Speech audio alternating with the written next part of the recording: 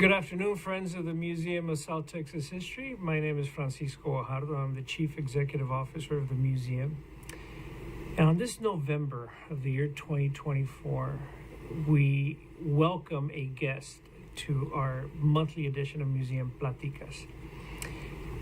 This time we have a very, very well-known district attorney of Hidalgo County, René Guerra, who served for 32, almost 33 years. Maybe he'll set the record straight here when we talk to him. And so we will be doing a plática with René Guerra when we come back. But I'm going to tell you kind of the overview of what's going to happen today. So first we'll collect a story. So we will engage him in a plática that'll be an oral history of sorts. And then when we come back for the final segment of the show, is that I will warm this up by telling you a story of what the museum is up to. And so what we're up to is that we are collaborating with the county, Hidalgo County, to develop a series of exhibits in the brand new county courthouse. It will open up soon. When the courthouse opens up, they have a lot of spaces on their walls, floors 1 through 7.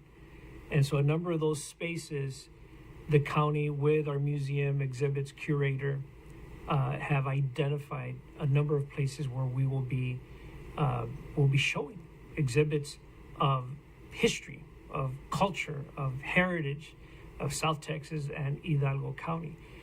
And one of the things that we're especially looking at is what are some of the landmark cases that may have taken shape and actually played out right there in the county courthouse. Not that specific county courthouse, but maybe a county courthouse that was built in 1953, or maybe a county courthouse that may have been built in 1910, or we may even go back to the 19th century. So we'll see how that goes as we engage in a plática with René Guerra. So stay with us, and we will be back.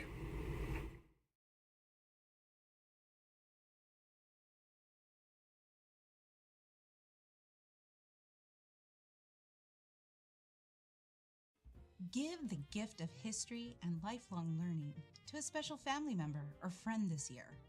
A Friendship to Most History offers access to the museum free of charge, notices of upcoming programs, quarterly editions of Borderlines, and a discount on most purchases in the museum store. Give a meaningful gift this year. Happy holidays!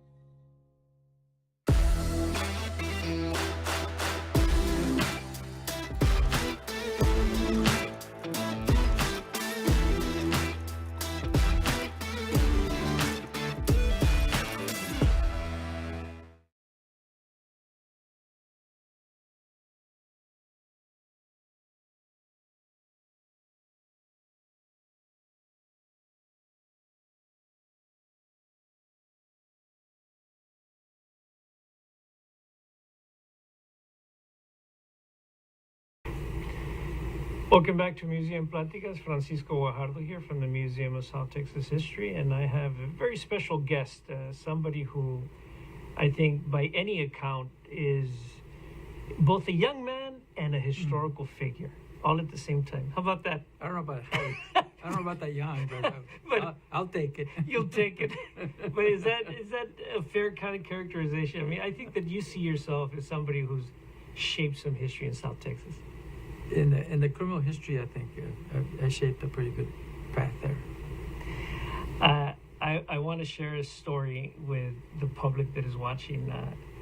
Right before we came back from break, you mentioned that your nephew, Roberto Pulido, and you are just 5 years apart.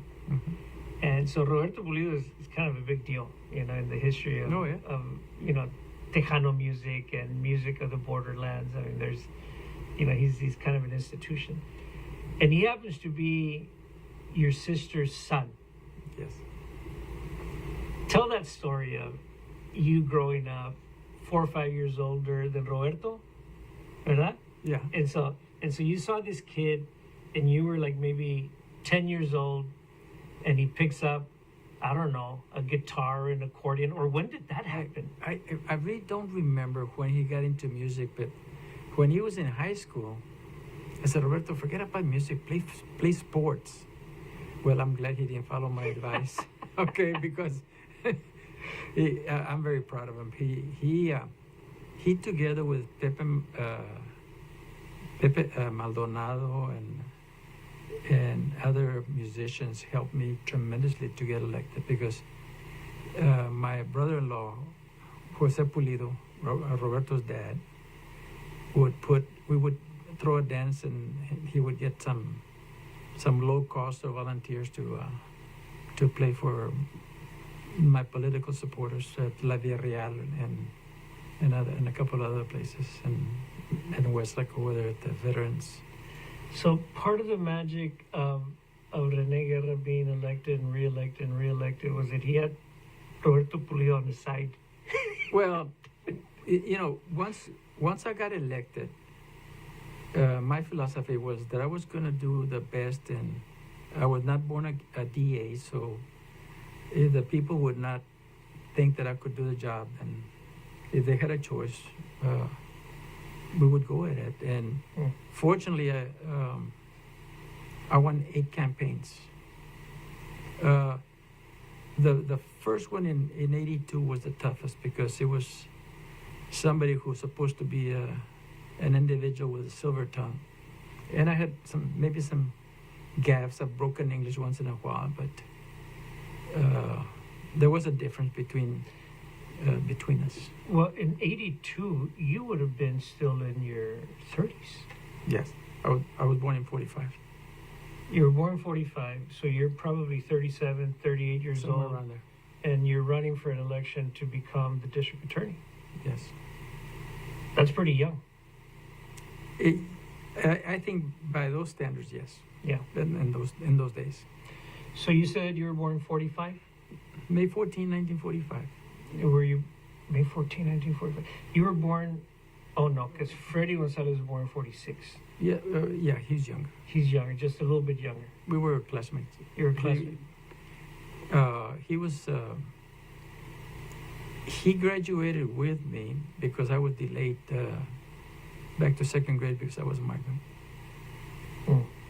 We went 1 year to Florida, and then the following year when we got back, in May to pick cotton in El Campo.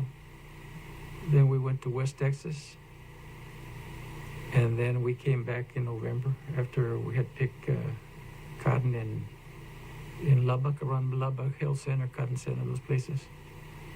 And I was promoted to 3rd grade. But when I walked in, the teacher gave me a book that I hadn't caught up. I had already lost so many weeks of teaching, so grabbed me by the hand, took me to the principal, which I'll never forget, and said, send him back to 2nd grade. And that was probably the best kick in my behind ever. What school was that? Stephen F. Austin, also known as the Mexican School. Stephen F. Austin just recently was awarded a Texas Historical Commission landmark Mm-hmm. to put up a plaque in front to tell the story. It's an iconic, it's something that, sometimes I go through 21st and 107 and I look and the building's there, and I was safety patrol on the light there when it was a two-lane highway. I was a big stuff. Wow. And people would laugh at me because I would stop traffic, and escort kids that were coming from what was known as El Tule over to And you were Stephen like F. Austin. 9, 10 years old, and you were like holding Well, let's see. I started school. I think I started 1 year late, because at that time there was no. I can remember preschool and all that. So you were 7. So maybe. and there was something about my birth date that may have delayed me, but I don't know what. In those days, you just went over there and it's okay. You're in or you're not. So. I've heard you tell stories of how your father was a laborer and troquero, like he would take field workers to different parts of the state, and you described Florida, but you also have California in the family story of how. After we left cotton picking, and we sold the truck, my dad had a truck, and a brother of mine bought a truck. And so we used, my dad put the boxes on the trucks for carrying either cotton or citrus or other stuff, from the farming community. And we would take several families with us at no cost. My dad was very generous. We would find placitas where then the farmers would come over, like in El Campo or here at Chapin Ranch near Corpus. They would come over and take you out to, they would take my dad and my brothers to go look at their fields to see if we were interested in picking cotton for them. In El Campo, we had like a godsend, and we'll never forget him. His name was Vance Mader. I believe he was of German descent, and he was a human being that came our way.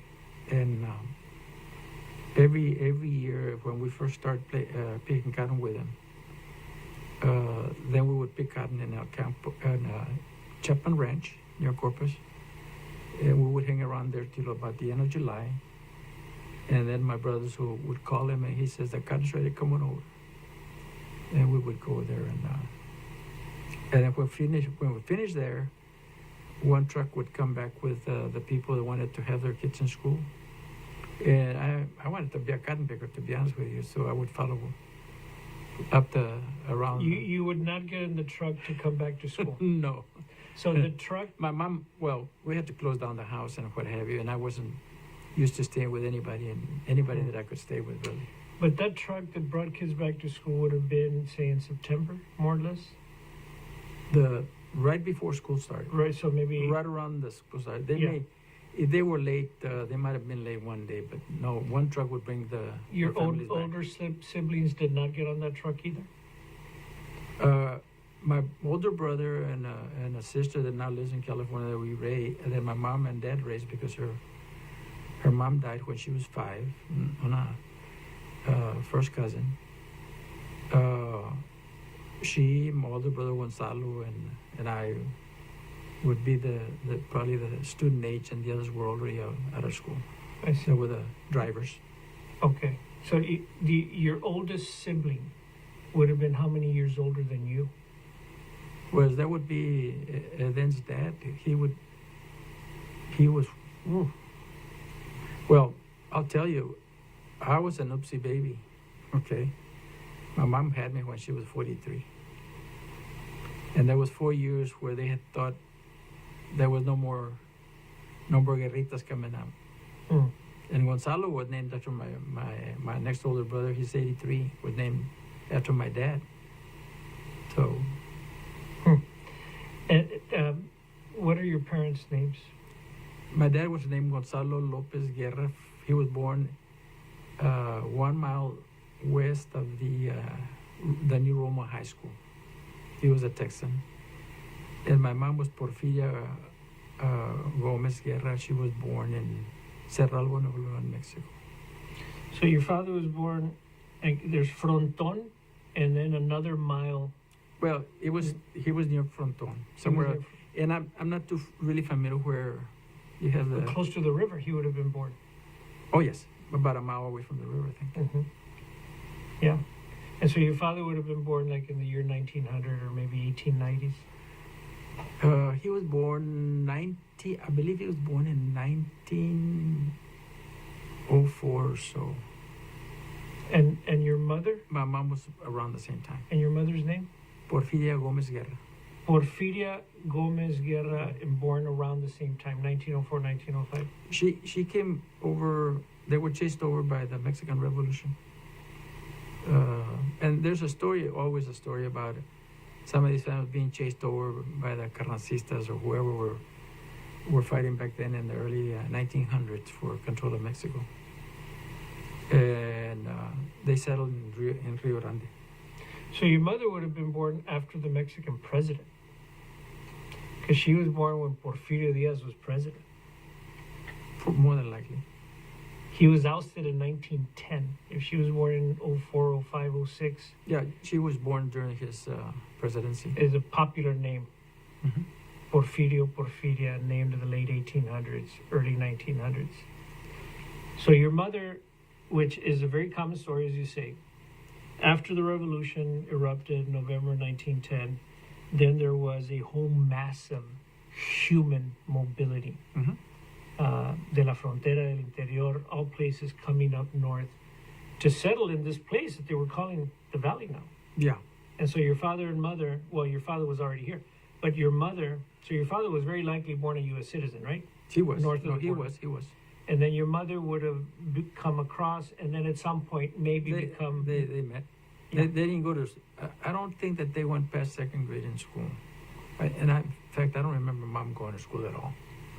During those times, women were not going to be educated, as far as I remember.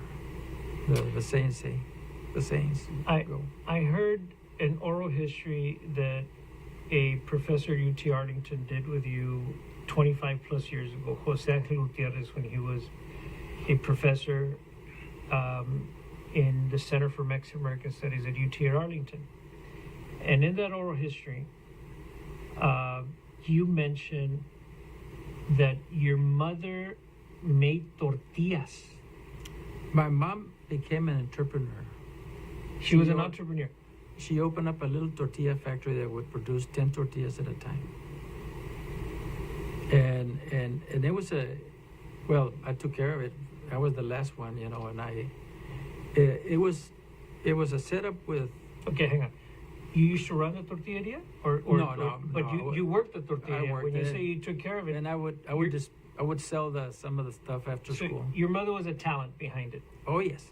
And your mother was the production machine, and she maybe had some other people. She was help. the one who prepared the dough, and we would sometimes mill it, and my dad would fix the stones that milled the corn.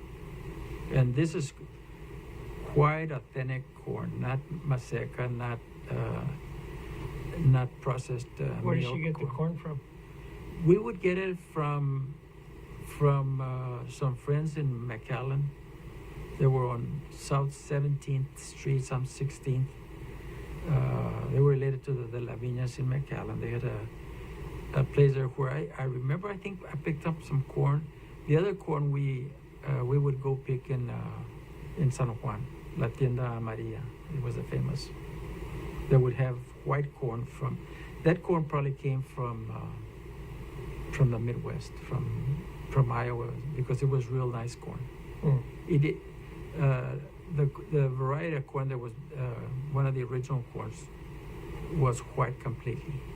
The stem was not colored. It was because the tortillas came out white.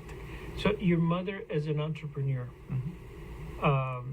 what are some of the stories you remember about her being entrepreneurial, being an entrepreneur with tortillas, because if she was dealing with corn, she was making tortillas and she was very likely making tamales as well. One of the best tamales even got sent to Washington, D.C. with Kika de la Garza. It's some sort of like congressional function. One of our political saints. So tell me about your mother. I mean, she sounds like kind of an interesting person. They opened up, I believe, the little tortilla factory, which was a little room, maybe from about that wall, not that big, and she opened it. Her sister opened up one in Rio Grande. The same setup and the same quality control, and because they collaborated quite a bit. ¿Y cómo se llamaba la hermana de ella? Andrea Olivares. You may know Dr. Ruben Olivares? Yes. Her son. The professor. Professor. Yeah. From Rio Grande. From Rio Grande. He made his mark too, also. Yeah. So we would sell 6 tortillas for a nickel. Right now, I don't think you can touch them for a couple of dollars, I think. Yeah. But not those tortillas. So, where did your mother set up her shop? Is it right where the Guerras was? No, we live at 701 East Peter, which is a couple of blocks north and 7 blocks over. They bought a lot and a half.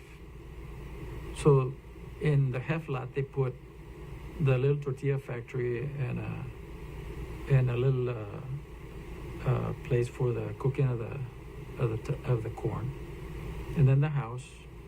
And we had a neighbor that lived in the other half of the lot. When did your parents buy the acre and a half? The lot and a half. The lot and a half. When would that have been? What year? Whoa. Well, I'll tell you a quick story. My mom and dad, when they came to Edinburgh, somewhere around the 1920s, I believe it might have been a little before the firstborn was born.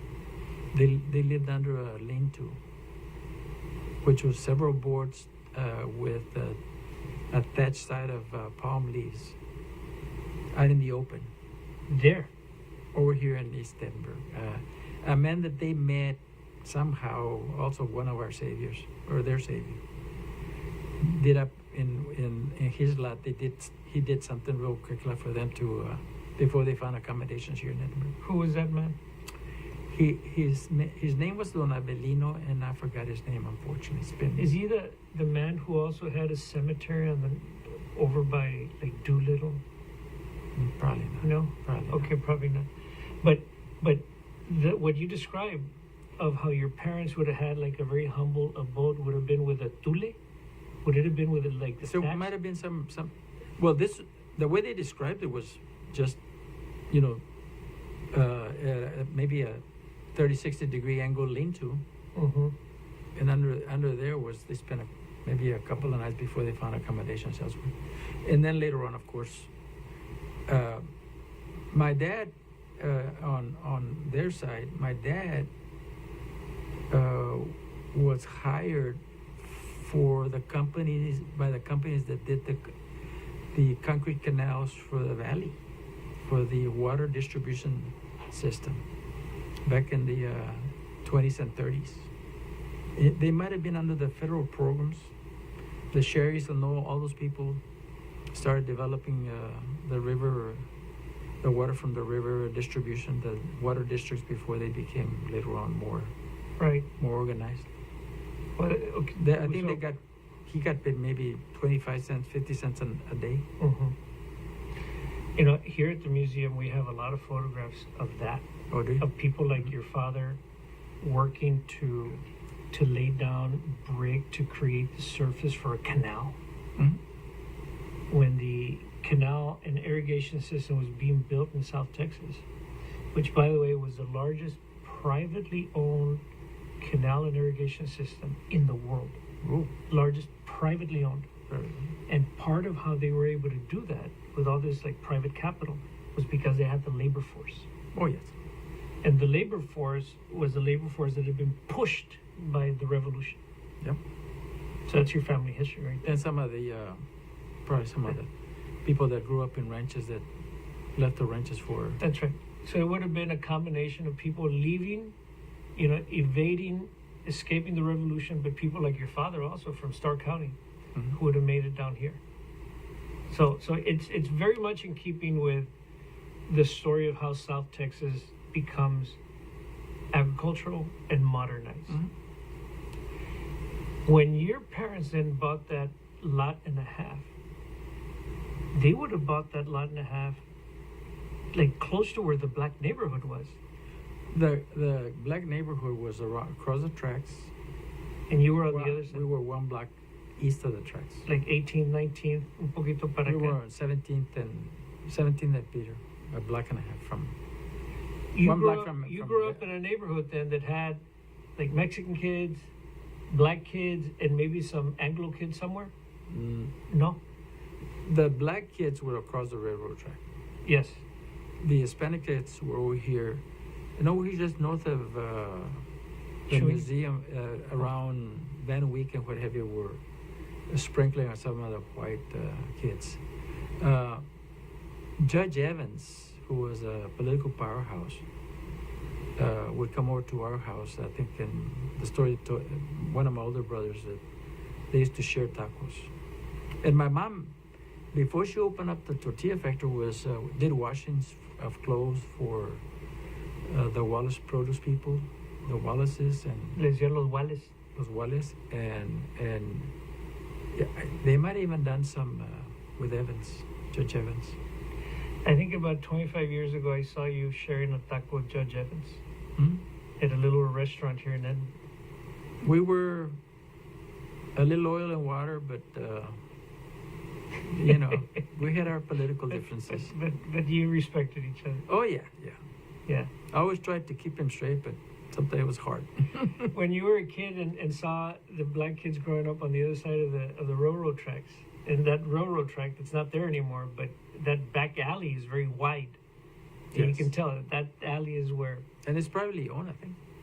is probably what? Privately owned. I believe. Privately owned by the railroad company? The railroad, see, the railroads, I believe, were obligated to sell the property back to the adjacent landowners. Mm. But some people went and bought long strips of railroad because the railroads could not keep them. Right. They were gonna do away with the railroad. That's what I've been told.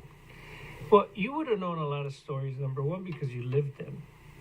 But number two, also because you would have been good friends. I don't Mhm. know this for a fact, but with Otis Bell. Yes, Otis and Gary West, Miss Julian West, and the West family, and Coach Bean. He was also instrumental in Little League baseball and what have you. Tragically, he died south of Falfur's on the two-lane highway. Mm. But Yeah. those were they were good families. Unfortunately, the racism back then was Well, Was pretty- the school district pretty set up, strong. set up a school for them. Betts, I believe they call it Betts. Mrs. Betts was a teacher of the Carver School, the George Washington Carver School. Carver School, yes. You remember that when you were a kid? Yes. You know, I never went there, but I knew there was a little school there, and then later on they were integrated into Stephen F. Austin. They went to Stephen Fawcett, and Mrs. Betts went to teach there. I don't remember her, to be honest with you. Okay. Yeah, you would have been gone. You would already like going to. Very possible. Yeah. Huh. I think the early beginnings. I was in Stephen F. Austin when some of the young black kids came over, Hellerton, and I don't remember the West, but it's kind of Yeah. at that time. You know, my deal was just Because I I think. didn't want to go to school, to be honest with you. Yeah. No, I've heard that story from you. How, you know, you were almost like I don't know if you were traumatized, but being held back, being 7, not coming until October, you know, those kinds of things. Well, being back to second grade, this made me decide to stay in school. Okay. That was like I said, it was an eye opener because I didn't believe that I was dumb. I had self confidence, but we were monolingual, and I remember Spanish speaking. Yeah, and the first day I went back to school. I went back home after I was registered. I snuck out. My mom brought me back with a one step and a stick, one step and a stick. Wow. So I stayed. ¿Y cómo le decían a su mamá? ¿Le decían Porfiria? Le decían pila, pilita, Pilita. pila. Pila la que hacía tortillas. Mhm. Wow. Yeah. How long did your mother participate in that entrepreneurial activity of making tortillas and then making tamales and some of the best tortillas and tamales? How long? Until Well- the age of what? Well, she continued, but Lionel, my oldest brother, moved. Urban Renewal came in and cleaned out all the entrepreneurs from the subdivisions, the little stores, the little businesses. They were bought out. Urban Renewal removed our tortilla factory, and my brother took the machinery and located it in Junior. And they helped build our brick home that now sits there in the corner on both lots, one lot and one vacant lot. My dad was able to keep the half lot because when he built the original home, he built a home, wood siding. It was 1 foot into the corner lot. He says, "Hey, I ain't selling if I don't get the land."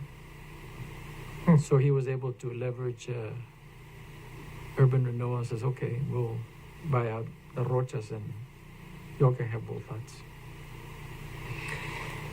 I heard the story in that oral history from '98. When you were a kid, you used to go to the courthouse to sell tamales. I remember going into the original courthouse, the Spanish taco courthouse, and I remember selling Mr. Vidauri. Ralph Vidauri was a court reporter before he became a lawyer. I remember selling them 6 tamales there. I didn't have many clients at the courthouse. Okay, so but I did over here. I would go up and down the streets, On knocking on Peter, doors. on Loeb, on... Over here, mainly on I had to find the ones that had the ability to pay 50 cents for a dozen. And you were how old at this time? Well, probably started somewhere around 10, 11, somewhere on there. And your mother would send you to go sell. Yeah. Oh, yes. We had to sell them. And so you were one of the salespeople. How many sales kids No, were just my brother and I were the ones who would sell. Gonzalo. And he had a paper route. of what? Of the Daily Review or the the Daily Monitor? Review and the Monitor. Yeah, On a bike? on a bike. And he had like a little basket? They had a little bag, a cloth bag that for they would pick up the paper, fold it, and then they would go. He and a cousin of mine. I was not part of that clan. There we go. Right. But, newspaper boys, that was a thing. That was a thing, like in the 40s and 50s and Shoe 60s. shine, shoe shine, And shoe shine. And then in your case, selling tamales. and my mom also made menudo just there for the vecinos. And she would sell a little bowl of menudo for 50 cents, 25 cents, 50 cents. Y venían. No, Or I you would deliver. You would deliver. Yeah, we had some great neighbors, great friends. Now, this work that you did was not between May and October, because May and October you were out working in the fields. Well, yeah. No, this was during the school year. and we had a competition with the tortillas with the Hasos. They had a tortilla factory Yes. here. And Mrs. Rosie Vasquez was my mom's goddaughter. She was a manager at Lincoln. And she started buying the tortillas from mom. And so other managers found out that her tacos and enchiladas didn't break. It had to do with With the texture of the house tortillas and our tortillas. And so we developed a competition, and so then later on, we got all the schools in Edinburgh where I would deliver before I went to Pan American and before I went to high school. I would go deliver many packages of tortillas to the various schools. because the enchiladas made with those tortillas would not break. They would grate that corn, and the mercados over here had another tortilla factory near over here by McIntyre, I believe, and University, somewhere there. And my aunt's tortillas were made with the original masa with corn nixtamal, which is boiled corn with lime to take off the peeling of the kernel, the peel of the corner, and then you grind. And it was ground, and it was all natural. It was nothing artificial, and it came out of we had a little engine-driven, like a big screw, like the ones that they use for perforating stone, and they would take the corn into the milling stones, and then my dad would fine-tune those two stones with a chisel, and it came out a real fine dough. Your father was really involved in the enterprise. My dad was, well, let's say he was the engineer, and Mom was the culinary one. She was the boss. Wow. And then they had their labor force, the kids. And one block north, was my aunt, Brigida Peña. She also made tamales, and she was very politically connected with Chacha Lamia and those families, and even Kika de la Garza. And my mom, we all supported him, so we became close to that political group. We would take tortillas and my aunt would sell tortillas for us also. Wow. I didn't know that this conversation would be around tortillas so much. Well, I'll tell you what. But, I mean, it seems to be like a foundational piece in your life story. It was what paid the bills when we were not cotton picking, or before we went cotton picking, we would pick tomatoes. We had an individual, also one of those God-sent angels, that you would hear his old Ford truck coming down the street honking, and no boy, no me hicieron tacos, so some couldn't go because there was no food for lunch. ¿Quién era ese? His name was Pedro Alanis. In fact, one of his grandchildren was a deputy with the sheriff's office, and he ran for office recently, Jay Regalado. And he says, my granddad just told me he used to throw tomatoes out of the truck. And not me. I was straight as an arrow. You went to CUNF Austin for what, 2, 3, 4 years? I went through the 3rd grade, Okay. and then I jumped 2 years to Lincoln, and then to junior high. Okay. Over here, where the administration building is. Yes, that was a And junior. there was a junior high and a high school. And so then they built a high school over here on Freddy Gonzalez, which is now And that's where you a finished. junior high. Right, And there was our high school. right. So you went there maybe, what, 2, 3 years? We went there. We didn't go freshman because there was brand new, and they had not finished Right. all the schools. So we stayed at the junior high building over here one more additional year. You would have been going through school there in the mid to late 50s. So Yeah. And Well, then- at I Lincoln, graduated 65, so 65, so we backtracked there, right, then 3 years, 3 years. and we were over. Yeah, yeah.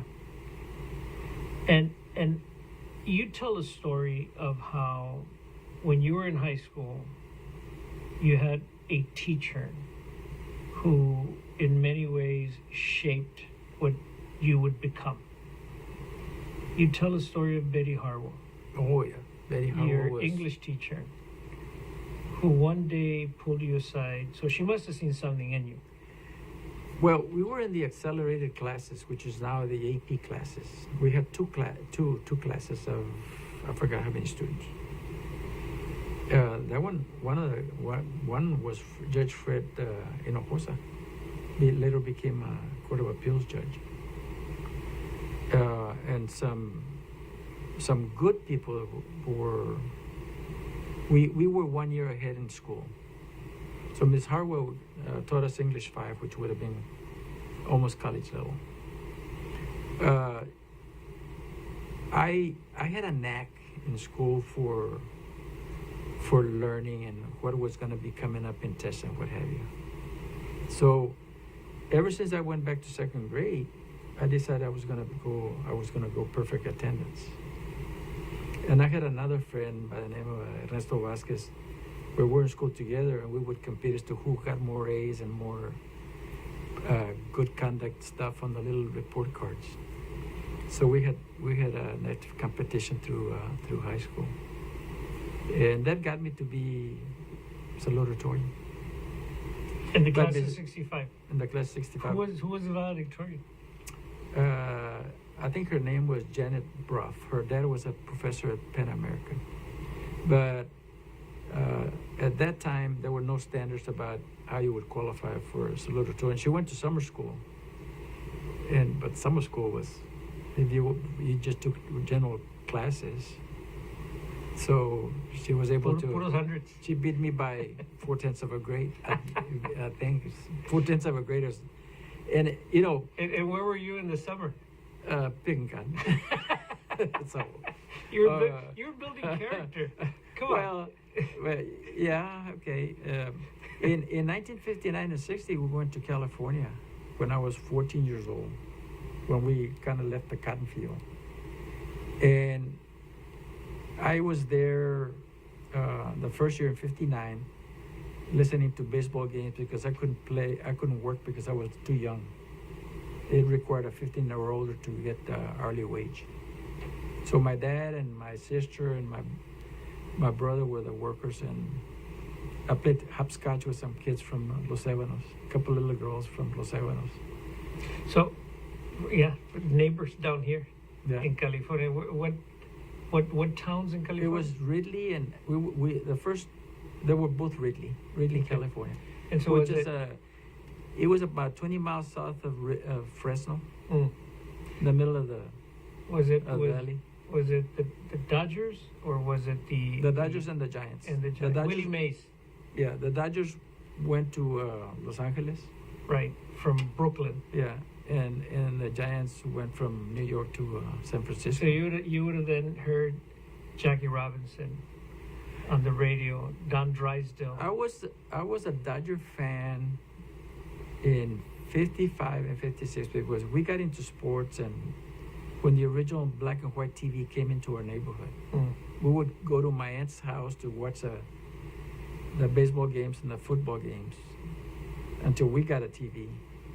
And then when I saw Hank Aaron play for the Braves, hit his 44th home run in 1957, then I became a Braves fan. I said, that's my hero. And so I've been a Braves fan since Henry Aaron. Since 1957. Wow. Yeah, it is. I had a very rich, tough childhood. Rich and tough, okay, good descriptors. And so, tell me the moment of when Betty Harwell pulled you aside. What happened was, I graduated from Penn American in 1969 in December. And I didn't know what I was going to do. I wanted to go into the Air Force. I wanted to be a jet pilot. So, but before that, I got a temporary teaching certificate because Westlaco needed teachers. So I went to an interview over there, and I wound up teaching made-up classes in the high school. The classes that I took over gave the teacher, a young teacher that were from here, but she went to, I believe, Stephen F. Austin. They gave her a nervous breakdown. So I took that class. In West in Laco. West Laco. In West Laco. And then I was trying to get into the Air Force. I took the exam. I passed the both exams for physical and mental, but I couldn't get into the jet school until November. And so I came back, and I was shopping over here in the corner here by the courthouse. We had the medicine shop. It was a little drugstore. And Mrs. Harwell happened to be shopping there, and she saw Miss Renee. What are you doing? Oh, Miss Harwell, I'm waiting for the Air Force. I want to be a jet pilot. And she told me, forget about the military. Become a great lawyer. And I said, well, okay. She said that to you? Yes. Like in an aisle, or was it you were about to check out? We just met in an aisle. It's just circumstance. And this was like but she planted that little seed about me going to law school. In a 1 minute conversation, in a it 5 was just minute? It was quick because we were both in a rush, if I remember. So you were 23, más o menos, 24. Yeah, 24. And you had not thought about that? I thought I would go to graduate school, but I had to do the 2 years because I was draftable, and my deferment was over. So I went.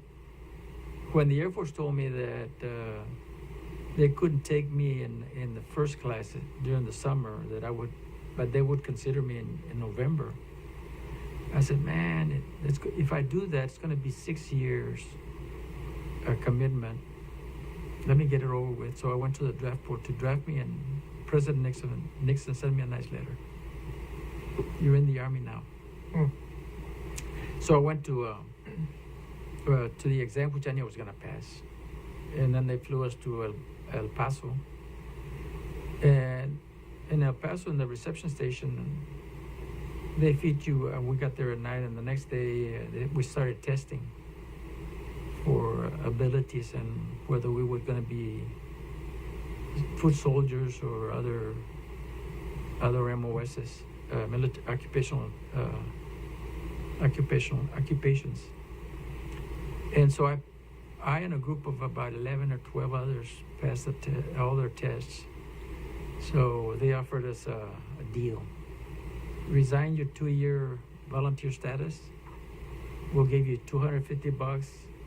Give us another year, and we can send you to officer school. And I said, I'll take it. My belief was I'd rather push than be pushed. So that's where I got some of my leadership. And you had already had that conversation with Betty Harwell. Oh, yes. And so then you applied to law school? When I came out of the Army. When you came out of the Army? Yeah. Okay, and when was that? That was 70... When I got in, I went to Fort Belvoir, Virginia, near Washington. So you did all that? And I went and when I graduated, I'll tell you a little story, real quick story.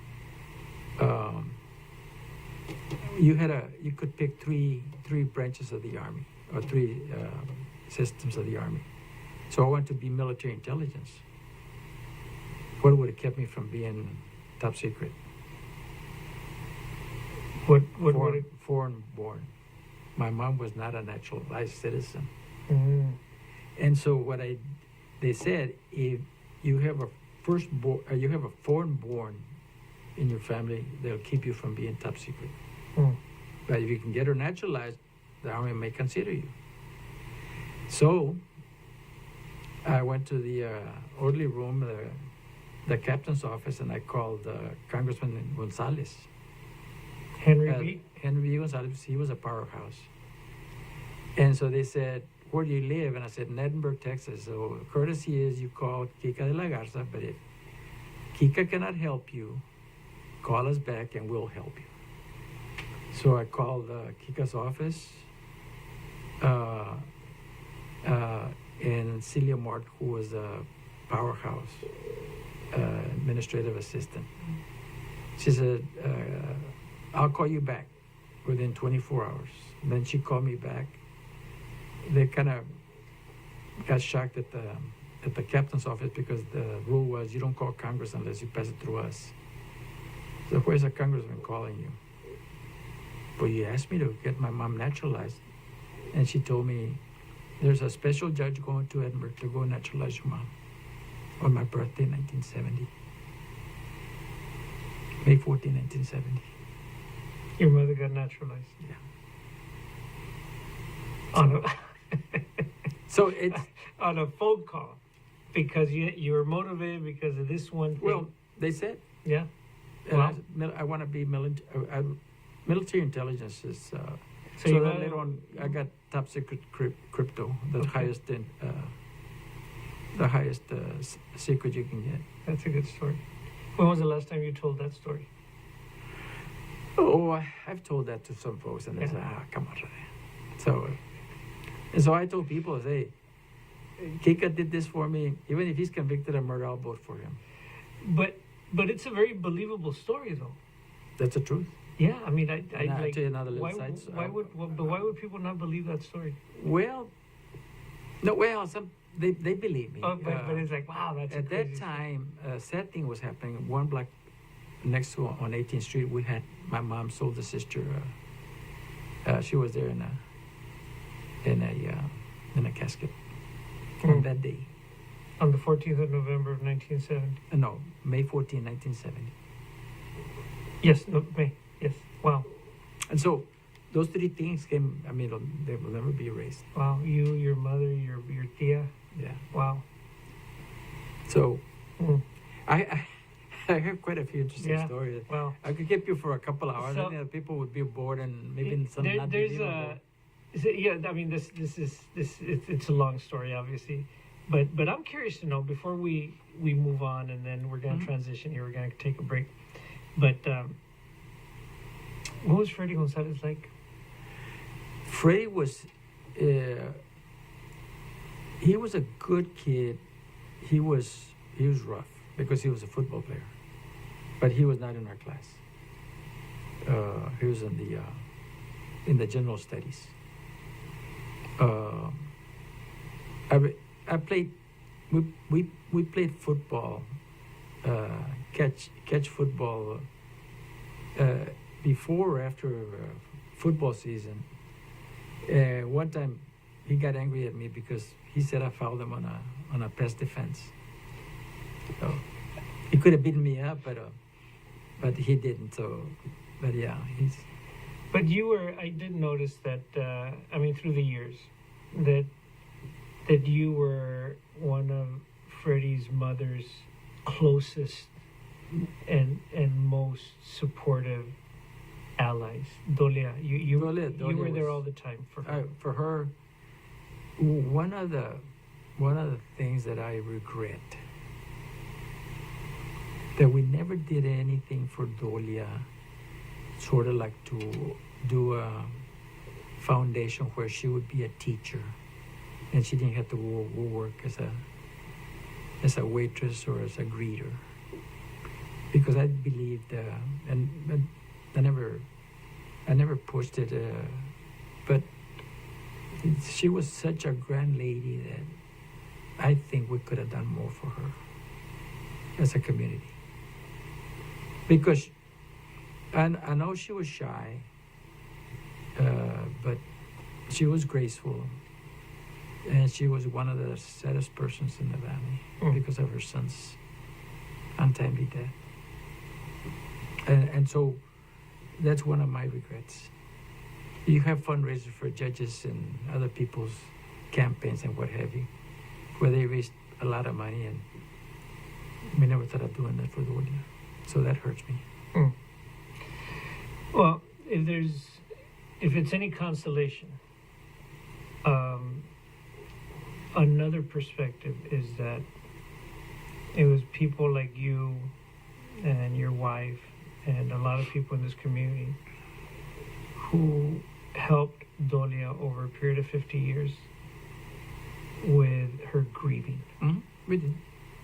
So that is actually I got remarkable as well. I got the two bus made by soliciting donations from friends, because the original bus that was over here at the park was G.I. Joe. The bust was G.I. Joe. Yeah. It was a G.I. Joe, Mm-hmm. and so when I was traveling during the summer in Albuquerque, New Mexico, with my family, we went to a gallery, and I almost contracted with somebody there where they would do a bust for us. But later on, I found a sculptor out of Laredo, I think Laredo. So he came and met with me and Dolia, and it was hard to take his flat picture, military picture, and really bring out his true facial features. But he tried, and so we paid for the original, which was, I think, maybe 25,000, and about 1,500 or a little more for the second one.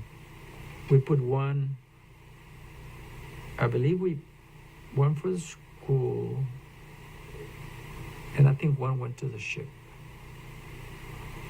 I think that's what, I might have gotten 3, I don't remember, to be honest with you. Yeah, well, the sailors who came from the USS Gonzalez, spoke of the bust. And they had a G.I. Joe, I think, and I said no. No way that. Right, you wanted a more authentic one. Yeah, because when I was there at the park, when they unveiled the bust over here at the park, the first one, you were not happy. I looked at her, and she was not happy. Yeah, it's a comic strip. Yeah.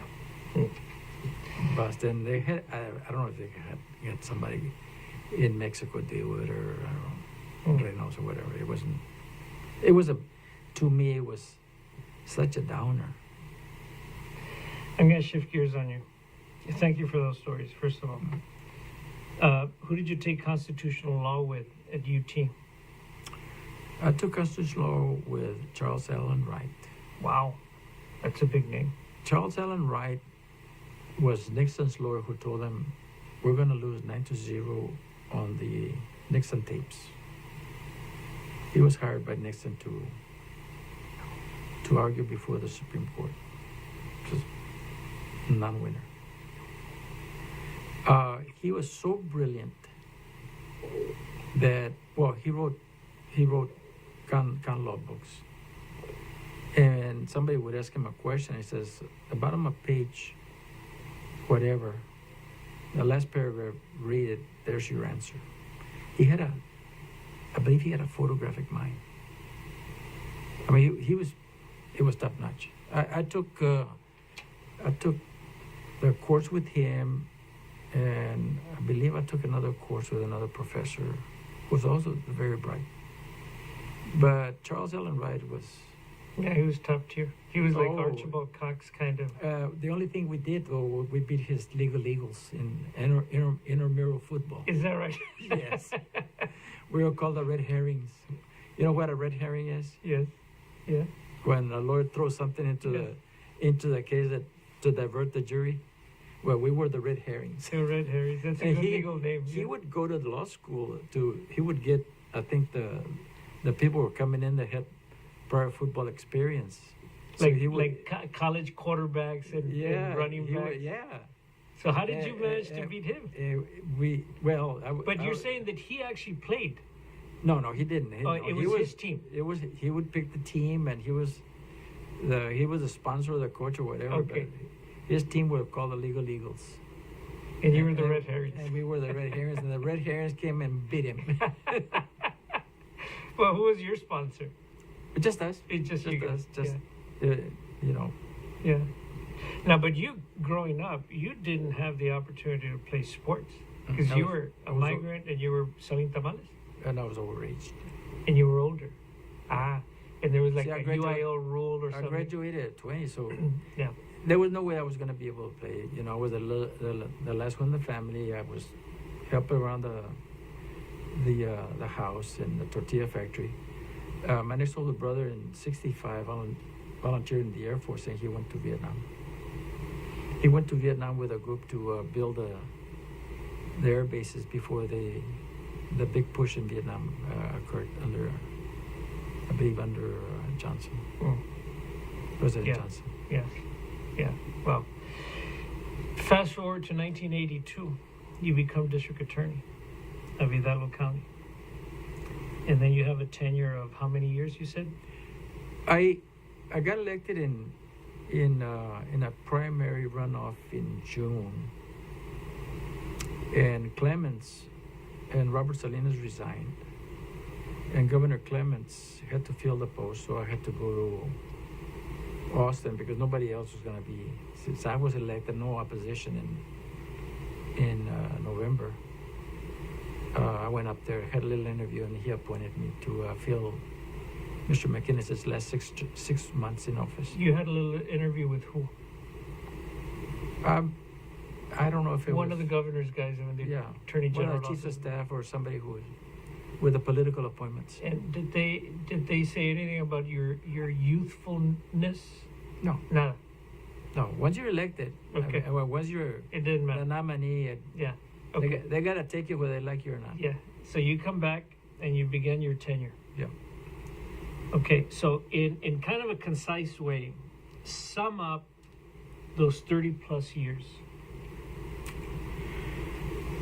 Well, I started with a staff of about 12 or 14 lawyers, and I believe I finished with one staff of 63 lawyers. You grew the office. Yes, and we started with a population of about 250, 280,000, I believe, back in 82, to, I'm saying, over 1 million easy, if you count the immigrants. In 2014? 2014. I was retired by the voters. It's a good way to retire. it's very democratic. It's bad when you lose by 9,000 votes, okay? Not easy. Wow. But the first race I won by 162 votes out of 26,000. Well, you shouldn't complain about the 9,000. They call me landslide Guerra. So, if you could say that during those 3 decades, you could say we impacted this county because we attacked what? Was it the drug issue? What was it? The interim before I took office had given 4 individuals probation for murder. That's how I was able to beat Robert Salinas. And it happened to be his brother was a defense lawyer. I'm not saying there was any corruption or anything. But I ran on put criminals behind bars slogan. And at that time, you had the TIPS program starting for the state of Texas. So we kind of, but I started with a budget of something like just to make 3 commercials of $4,500, and I had $4,500 in my treasury for the campaign. So the impact was, I believe, that over the 33 years that I served for the business community and other victims of checks, I believe we collected something like $33 million in hot checks. In hot checks. Restitution. And we handled thousands of cases, and we prosecuted 14 death cases. I think one was commuted to life, if I'm not mistaken. And I personally tried one. You spoke once about the misnomer that is the plea bargain. You said that's the wrong way to describe it. The judicial system cannot do without plea bargains, but we should call it something else. Well, first, if you say it's a plea bargain, you already gave it a bad connotation. It's a bargain. But normally people think it's a bargain for the defendant and not consider what bargain it is to the county. We were getting at one time 4,500 DWIs a year for 4 county courts. How are you going to prosecute 4,500 defendants? No way. Plus the assaults, and we're talking about misdemeanors. In felonies, we were receiving about 10,000 a year, I believe. For the original, we had 4 district courts, and then we had a 5th and a 6th and what have you. I forgot how many, when I finished back in 14, I think we had something like 19 courts. And so, and I also had the one task force that Lupe Treviño was the commander before he became sheriff. So I believe we had over 100 something staff, 110 or 120. So you were district attorney during a time of dramatic growth for the region. Yes. And so you somehow kept pace with the growth. And it was important and necessary. We were very fortunate that to keep pace, I had to use the drug monies that we confiscated to supplement salaries. Otherwise, it would have been slim pickings. I was able to do the computerizing of the office at no cost to the county, mainly. My campaign consultant, the Reverend Dick Wade, he tried being a minister, and later on he went to the office and became my computer man. A reverend. A reverend. He was the one who helped me with the slogans and the stuff for the he could photograph the page for the ads without the opposition knowing about it, because he had a camera that could take the exact page, and we would be able to, nobody would know what we were going to hit the opponents with, which was a plus on our campaigns. So we did that, and I supplemented the salaries for some of my prosecutors, and I hired Dick and other folks with drug money, not county monies, and also check fees. We collected a significant number of monies from check fees. It's almost like you took a page out of your mother's playbook. She was entrepreneurial, and you had to be entrepreneurial as well. You know, not to be mean, but we never really felt appreciated through the commissioner's courts when it came to, and I know that money was tight, and we didn't have the big buildings that other counties have, like San Antonio and Houston and Dallas and other places. So the tax base for the county was, back in 1982, was very poor. We 12 lawyers or somewhere around there, and maybe a few secretaries. So when we started growing in population, and there was some development, the development was not, again, big buildings that with big oil companies paying a lot of money in taxes, ad valorem taxes. So when the state came out and the federal government came out with taking the monies away from the drug dealers and the criminals,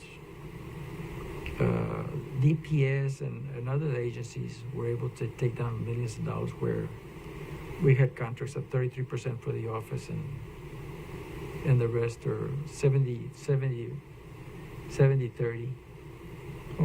And the little small case, I would just give them to the police departments. I didn't take any monies from them. And we also had the same deal, 70-30 with the larger cases, but most of the cases were generated through DPS and cooperation with some federal agents. We're going to take a break, Mr. Guerra. Okay. But when we come back, I want to have a plática with you about some of the landmark cases that have happened in this county. Mm-hmm. And like I said before in my warm-up, that some of these cases we would like to represent in the walls of the brand new courthouse that will be open at some point here in the near future. So we will be back, I don't know, maybe about a minute or so, 90 seconds. So stay with us for a plática on landmark cases in Hidalgo County.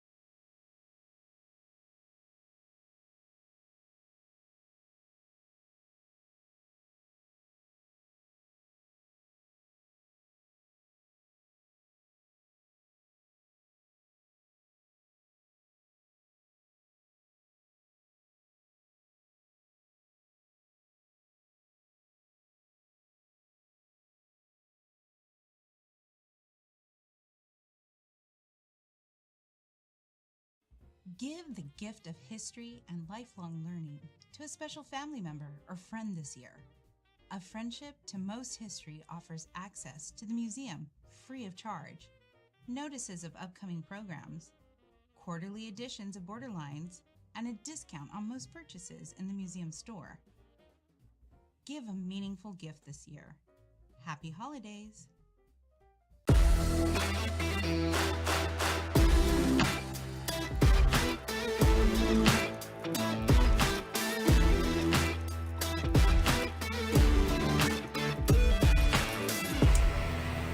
Welcome back to Museum Pláticas. Francisco Guajardo here with our former district attorney who had a 33-year run as a DA in Hidalgo County. So just by virtue of that, we're talking here with a historical character.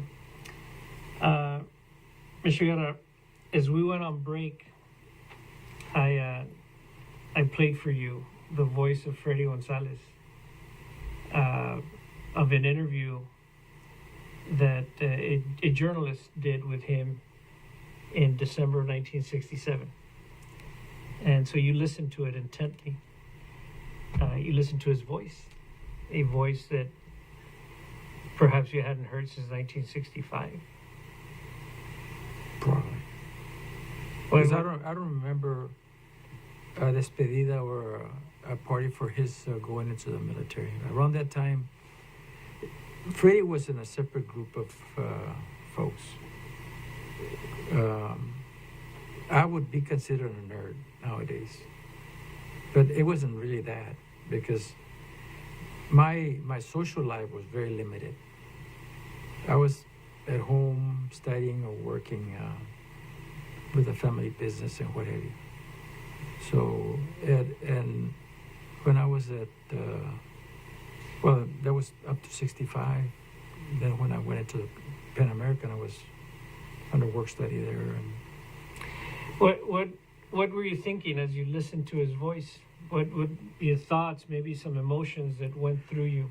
It's tough to hear probably a voice from the dead, especially with the impact that voice had to do with a whole bunch of families and friends, especially his mom. Yeah, you know,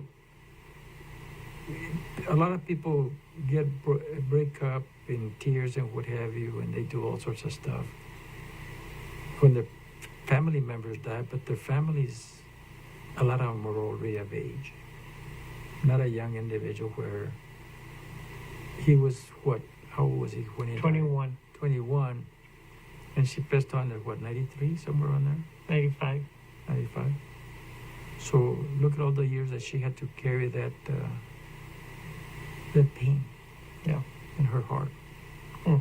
And so, and every time we were around, I'm sure it brought back memories of his school years.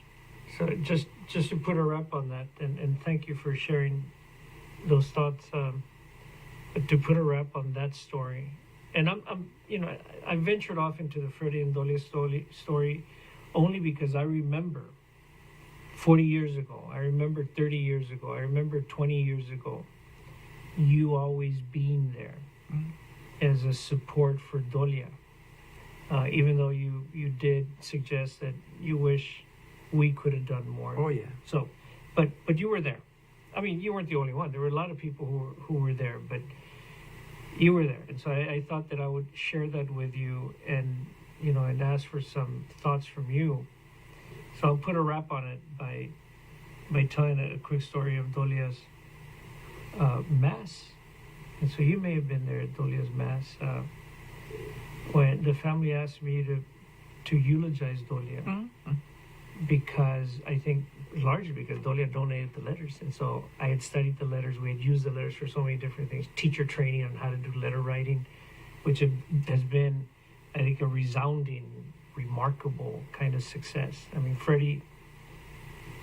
Freddie's legacy has legs, like continues to give. Mm-hmm. And so when I eulogized Dolia, I had Freddie's letters be the words to eulogize her. That was great. really, I was. And so that has been such a gift. You know, the gift of Freddie's letters and the fact that Dolia kept him, and the fact that she did what she did with him to donate him to the museum so that they could stay alive and have life. So we're gonna shift gears now. On a little side note, Yes, before we leave, the first kill in Vietnam was my personal friend Homer Tijerina. He's on monument out there. I think from our class, I believe we lost 3 or 4. From your But class, just from your class. Homer Tijerina would not have died at that time, but he dropped out of school and he was accelerated because he had to drop out to help his dad, who was, I think he worked as a material hauler, a little dump truck and what have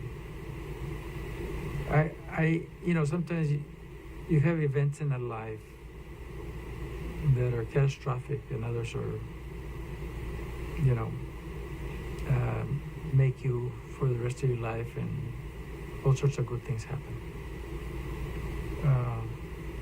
That one hit me closer than Freddie because he was my personal friend. And he was such a nice guy.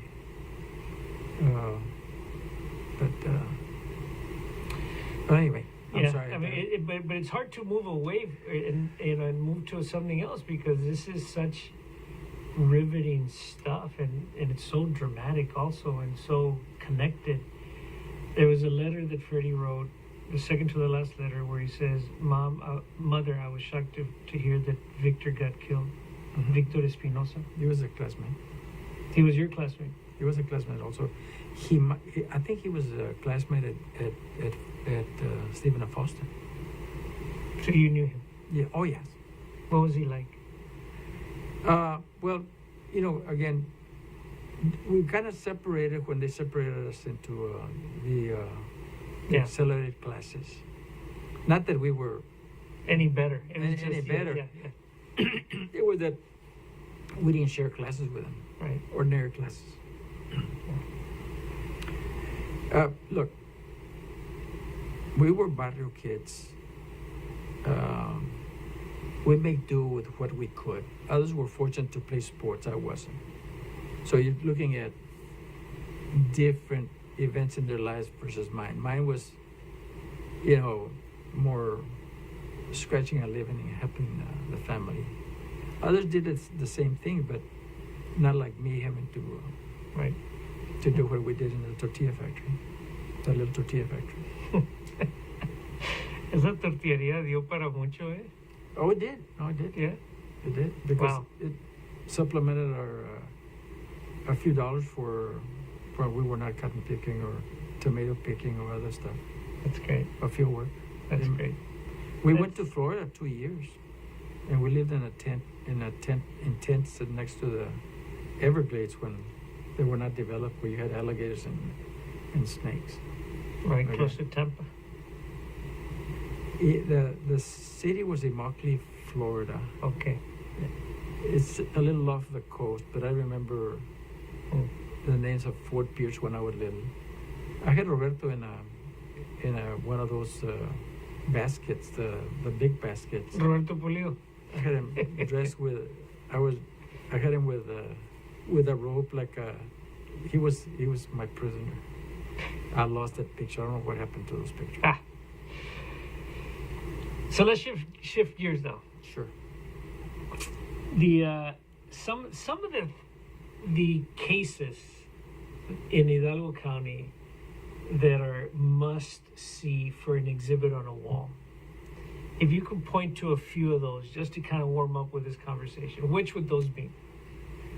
We had some very public cases that I believe made statewide, if not national news. I remember one that was the murder for hire of the West Texas grain dealer. I was about to go into law school, I think, around that time. And I believe I might have been in the military, but Percy Foreman, a very famous lawyer from Houston, came down here. and prosecuted Harrelson, who later went out and killed a federal judge in San Antonio. This is Harrelson. Woody Harrelson. Woody's his dad. Woody Harrelson's dad. Yeah. And so what? So What year would we be looking? I mean, we can find this, but I don't remember. Okay. Okay. But I got out of the army in 1970. 71, 72, 71, 72. And I started law school in 72.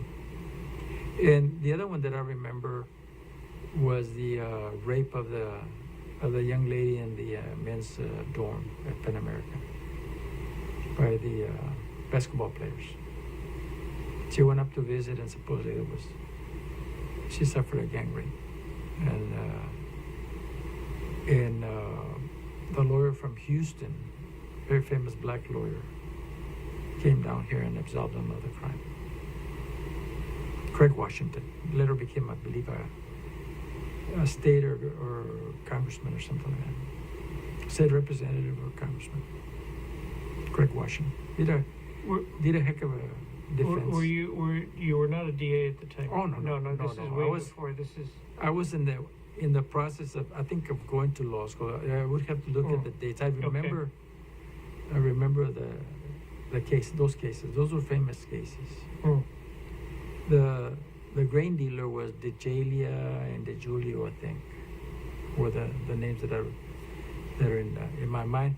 And then you had the killing of the Morenos in McAllen, where they killed one of their members, who might have been a confidential witness. That was a famous case. They killed him outside the pizza place there or a cafeteria in McAllen. I forget the cafeteria's name.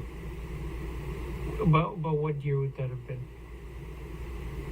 That was around the time that I believe I was in law school. Okay.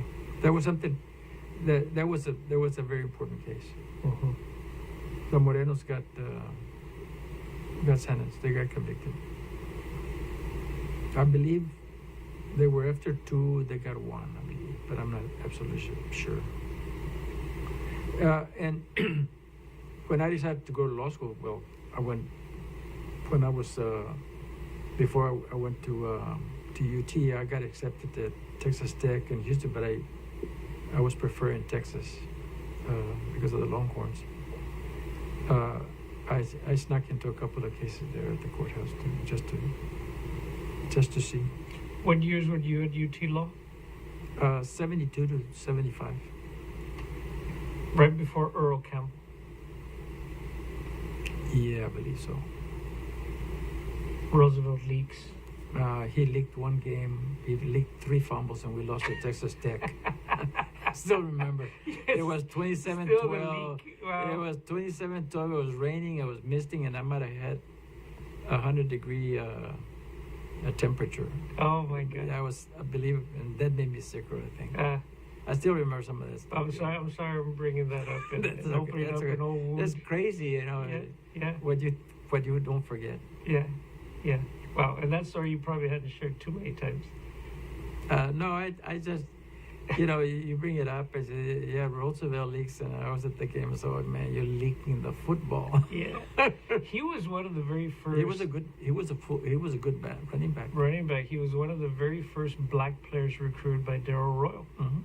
Because UT integrated its football team, I think, in the early 70s, when you were probably in law school. Well, the guy that really got me interested in UT was René Ramirez. The galloping gaucho. And later on, he became a great friend here. He was here in the valley, and he would show up at the golf course at Ebony Hills here in Edinburgh. I think he's on the UT Hall of Fame. Oh, yes. He was a good football player. Oh, he was. In the 50s. And when I was watching a game where he cut a run about 60 yards, if I remember, on TV. And so I was looking at A&M because of the military band, right. okay? But then I saw René Ramirez, forget it. UT. And we had a couple of players from Edinburgh go to play at A&M. Jimmy Wright, The quarterback. who never got a chance to really be, because they didn't believe in passing. He was a hell of a passer. He was a good passer. Yeah. Jimmy Wright played on the same football team con mi suegro. Raúl Cárdenas was my suegro, and he was in that football team of 1954 that advanced real deep. Carlos Esquivel. We heard the game with Port Neches Groves on the radio, Wow. and we lost it on penetrations. I remember those. You were 10 years old? Yeah, I was. Wow. Yeah. Wow. All right, so more cases. What are The- some of the big cases, landmark cases? The cases that I was familiar with was, well, the ones that we tried for the 33 years were, to me, I tried a couple of individuals who were breaking into elder folks' homes and raping the victim in front of the husband, tied up. In that case that I tried, I was able to convict him in Judge Evans's court. It was a very dramatic case. The individual was found guilty of so many offenses. One of the victims subsequently died from the injuries, so he couldn't be tried for capital murder. The mom of one of our friends here in Edinburgh, he had a restaurant. He was a restaurant bar owner. Later on, I went to testify in Chicago, where he had done the same thing, and he was caught through a marker in his blood that was very rare, and they found that blood marker out of a lab in Colorado. It was an enzyme, very unique, almost like the DNA and all that stuff. There was a precursor to the DNAs. And a judge over there gave him 125 years. I got a letter from the individual later on. Saying How can I get the death penalty? he wanted to die. He was being mistreated in prison for what he did to the elderly folks. Other prisoners took care of that. Oh, when they find out that you abuse children or elderly, you're not going to have a happy prison life. Unless you get protected by some gang or whatever. But I don't believe that prisoners like child abusers or abusers of elderly folks. How's that? It's just an unwritten code. So prisoners hold some sort of They're humanity in their psychology. Yeah. Well, it's like when somebody tells you the bad word that can enrage you. You can get so angry because of the insult that you can kill somebody, and that's considered temporary insanity. So the other cases that I tried, the capital murder case for the killing of Clarencio Champion in Mercedes. He owned a liquor store. And what is unique about that case is that I traveled to Chicago with a friend of Albert Ochoa, the golfer. His dad and some friends. We went to play golf in Chicago, and we were hosted by some friends. So I stayed at this home that later turned out to be the end of the young man that I got a death penalty on. So the situation, I go over there, and then he murders somebody here. He came from Chicago and pulled off 2 armed robberies. One individual was saved by a rib because he used the knife to try to kill him. The knife got stuck in the rib, inches from the heart. And in the Mercedes case, he went after him and opened him up, and later on he died from a serious infection. And that was Clarencio Champion who died. Yeah. and the young man's name was Castillo. What about immigration cases? In immigration, when I took over the office, because of the tips and all that, we were under a mandate for protecting the state, all the prosecutors. And we were so successful that a federal court took over the prison system because I believe we had something like 150,000 prisoners. And we had hundreds in the state jail, in the county jails, because we were very successful. Now, on immigration, I think initially I was too mean to illegal immigrants. You were too mean? They were felons. We had no way of probation for them. We couldn't just send them back to Mexico. We couldn't give them probation and just let them go. So the minimum that I would get on the smaller cases was 2 years. You get 2 years, you go serve the 2 years, and then you get deported. Later on, because of the cost of prison, housing, and what have you, then later on we became more giving more people probation, because we just couldn't afford to send them to prison for what we consider minor felonies.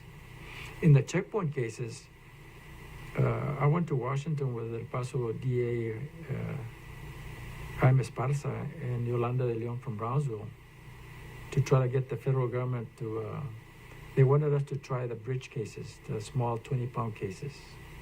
And we were flooded in our courts. And so they proposed that they could pay us for every case that we handled for the bridges and the illegal immigrants or resident aliens or U.S. citizens. And I even got a call from Judge Head in Corpus asking me to prosecute the checkpoint cases. I said, Judge, I can't prosecute those. First of all, we're all flooded here. And second, how do I prove that the individual didn't pick up the marijuana outside of Hidalgo County? How do I track the marijuana that it was from Hidalgo County? So we kind of agreed that so they gave them to Falfurrias, Brooks County. And there were some people that got probation on top of probation because the federal government couldn't handle them. It was too expensive for them. And then they became very draconian in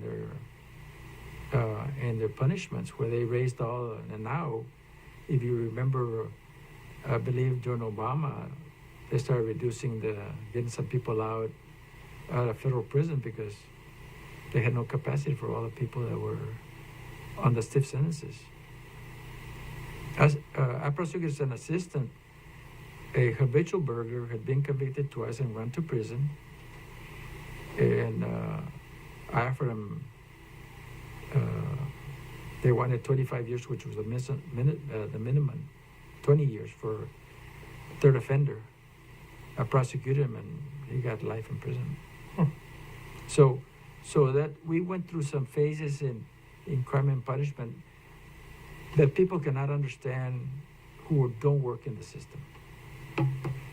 You know, this deal about, if you now look at the deal on the recent campaign about the transgender and all that, how do you manage a prisoner that's homosexual or transgender? You can't have a separate system for those kind of folks. So you have to come up with some stuff. I'm checking that I'm my sorry phone. I didn't have to worry about. I'm checking my phone to see if there's any kind of chatter through Facebook. People wanting in or having questions. Tony, not sure if you've seen anything. No, I didn't see that. No? Okay. So, Mr. Guerra, we're going to put a wrap on this. Mhm. But I want to thank you for, I think, several things. Number one, a lifetime of service. So thank you for that. I know that for somebody like you who goes into public service, you're probably capped with the amount of money you can make because you're on a salary for the Oh yeah. district attorney salary, and so you're probably you're gonna make this money and that's it. And now, if you're entrepreneurial, you can have a business somewhere else, pues allá. But when do you have time for that? So, thank you for your lifetime of service. I think the other thing is thank you for the stories. I think I am so heartened by the stories of your mother, Oh, who made tortillas it's just that and made tamales. there wasn't a person that she would not welcome that I Yeah. took over Yeah. and fed them like one of her own. Yeah. That was the Mexican one, the Mexican Yeah. American Oh, way. sure. No, I mean, when you tell the story of your mother, I immediately know that type of person would raise her children well. Mm. Yeah. So thank you for that. And then the last thing is thank you for your insight on the cases. I think that there's also cases that might make it onto the walls. Like the case of the Alton bus crash. That one was a tough case. I tried it, and it was not a winnable case. But I had to try it. And because the outcome of that case was that Coca-Cola was blamed for not training the driver because he was fairly new as far as experience that caused that tragic situation. And then I picked up the Beartree cases with the lawyers that were charged with soliciting the victims' families for the cases. And there's one case that just one regret, maybe not a regret. I had a circumstantial case on Father Fight that they brought me the case from McAllen on the killing of Irene Garza back in 1960. In 1960, as a 15-year-old, I convicted the guy by reading the paper, just from the evidence in the newspaper. You were probably a freshman in high school. But at that time, I didn't believe he was going to go to court. He was Hispanic and he was white. And then the church. And then a priest. A couple of years ago, a nephew called me and harassed me that he was watching me on the 48 Hours story that affected the national show. And I'm laying there and I'm thinking, I had two pieces of evidence in that case. The Viewmaster for the little slides, and the guy who sold him the Viewmaster in Padre Island. He bought it in Padre Island. He was alive. All the rest was hearsay and contradiction and what have you. So I think that case should have been tried in 1960 or 61 or 62. But the political swirl and the forces that were around that case, they prevented the prosecution, and he was sent to a monastery, and later on he went into private life. And I tried that case, and we had won it. Then I could have written a book. And maybe be a movie star or something, But it was a big case. It was. I mean, it became a big case. That probably is one of the landmark cases. The conviction that was held a few years back was a lot of hearsay, and fortunately he died in prison because I thought it was going to be reversed on appeal. Because there was too much hearsay and what have you, controversies. But anyway, Be that as it may, I thought I had to admit that. thank you very much for, like I said, your years of service, for your stories, for sharing with us. As I thought about with my staff who would be a good go-to person. You're the person that was Well- at the top of the list because of your, your longevity, your history, your understanding of the local. So thank you. Well, I want to thank you for. Yeah. We're still on camera, but We're still on This camera, is- of course. Yes, yes. this is great that what the museum is doing, Thank you. Thank you. I appreciate because it. there's a lot of people don't know the history. Right. And some want to see something that is historical. I think this is good for bringing the people that help shape the community, and I Well- was very proud of doing that. Well, but I gotta tell you though, I'm gonna repeat this that your mother, to me, is like your mother is the hero in this story of René Guerra. My mother and my dad. Yeah. I mean, you talk about your father being a troquero and that sort of thing. So thank you for that. Were you gonna show me something? I'm going to show you. Yes. Before I can leave, Yes. let me show you. Okay. So Tony, we might have to zoom in on this because you may be showing pictures of. If you can squeeze it in there. Yes, of course. Let me see. See. So I'll say this, Tony, as a way to bid adieu. But we're going to do this piece here. Is that for next month we have the next museum Plática with the city of McAllen to talk about their annual festival that they have for Christmas. And Pam, what's the name of the festival? McAllen Holiday Parade. The McAllen Holiday Parade. So we have an assistant manager, Joe Vera, who will be with us to talk story about that. So I'm really interested in that because I used to be especially interested because they bring Dallas Cowboys to that, and so I'm just hoping that the Cowboys can have a good season. They're not having a good season, Mr. Guerra. I know. I see you roll your eyes. Let me see this. Where you show it. That's my mom and my older brother Gonzalo and my sister Maruca Maria, and the one that's in California. Yeah, and That we raised. And I think in her arms it's possible that's one of the Pulidos, I'm not sure. okay. Or a child from one of the. So Tony, I don't know how well you can capture this, but here you see la mamá Porfiria, y luego el hermano Gonzalo, the taller one, and then your sister Maria Gomez. Maria Gomez, and then now Valderas. now Valderas. And so it's very possible that the child could be one of the Pulidos. Pulidos. How about that? So this is a very fitting way to end this. Yes, go ahead. I don't want you to include it, but she was. But we're including this. We're capturing this. So you may Well, I don't know. just a heads up. Something that happened to her. Okay. So we will sign off, and then you can share that story. So thank you very much, friends of the Museum of South Texas History, for joining us on this November 2024 Museum Plática con el distinguido René Guerra. So we'll see you next month.